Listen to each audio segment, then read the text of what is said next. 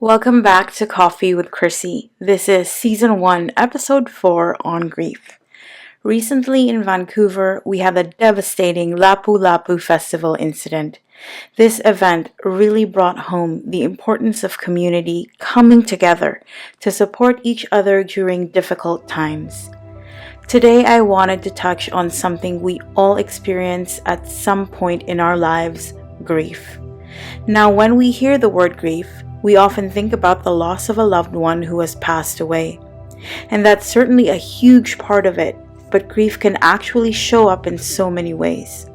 Think about losing a job you loved, or the shock and sadness after something like a fire in your home, or the aftermath of a serious car accident. All of these can bring about feelings of grief. One of the most common and often deepest forms of grief comes from the loss of a partner. This can happen in different ways. Of course, there's the heartbreak of losing a partner to a natural cause like a long-term illness or old age. But grief can also arise from the challenges within a partnership, such as dealing with substance abuse or mental health issues, which can take a tremendous toll. And tragically, loss can also occur through events like homicide or suicide, which are often connected to those same struggles. It's a heavy topic, but an important one to acknowledge.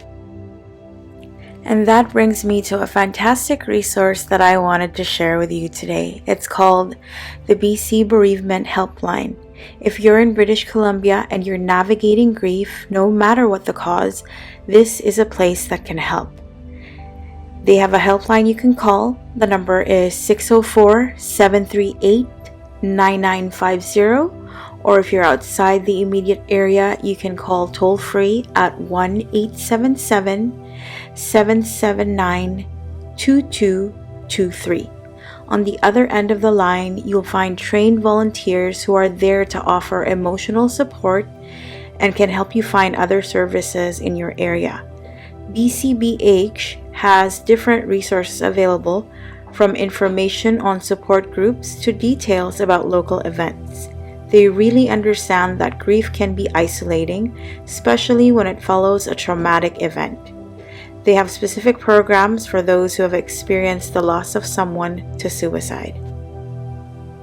I had the opportunity to join Tech to Step Canada and the BC Bereavement Helpline, or BCBH, for a community walk yesterday. It was a really moving experience. We had some gentle yoga to help us connect with our bodies, some calming breath work, pranayama, and a beautiful candle lighting ceremony, all creating a space to remember those we've lost and to find some comfort in being together.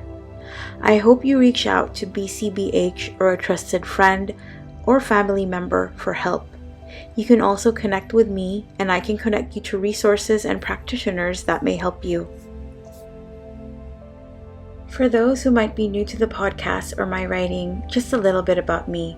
I'm Crissy Gecko, based here in Vancouver, Canada. I'm the CXO of Good Partner Technologies, and I work as a content designer.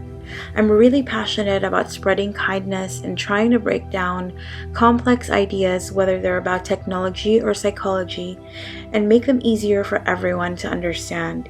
You can often find me sharing my thoughts and insights on LinkedIn and the Fediverse, where I also create unofficial guides for Mastodon.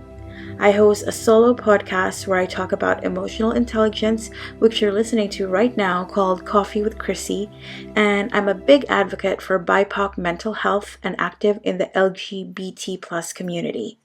I'm currently contributing to a really exciting stealth startup that's pre-seed. That's it for today's episode. If you've ever found comfort in connecting with others during a time of loss, I'd love to hear about your experiences. Feel free to connect with me on social media or leave a comment. Remember, you're not alone in this.